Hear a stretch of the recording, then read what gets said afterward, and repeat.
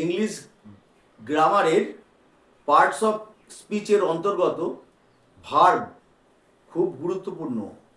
Verb কাকে বলে? যে ওয়ার্ডের দ্বারা কোনো কিছু কাজ করা হওয়া বা থাকা বোঝায় তাকে ভার্ব বলা হয়।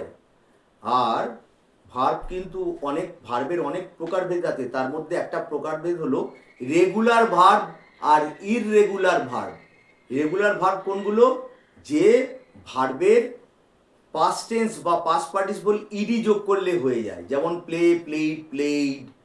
তারপরে হচ্ছে ওয়াক, WALK কে ওয়াক, ওয়াকড, ওয়াকড। এগুলো সব ইডি যোগ করে হয়ে যাচ্ছে। Stop, stop, stopped. যে ভার্বের পাস্ট টেন্স আর পাস্ট পার্টিসিপল ইডি যোগ করলে হয়ে যায় সেগুলো রেগুলার ভার্ব। আর যে ভার্বের ইডি যোগ করলে পাস্ট আর পাস্ট পার্টিসিপল হয় না, যেমন সি, স, সিন, এখানে কিন্তু ইডি যোগ করে হলো না।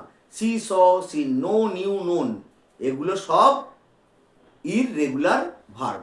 তাহলে খুব সহজেই বোঝা গেল।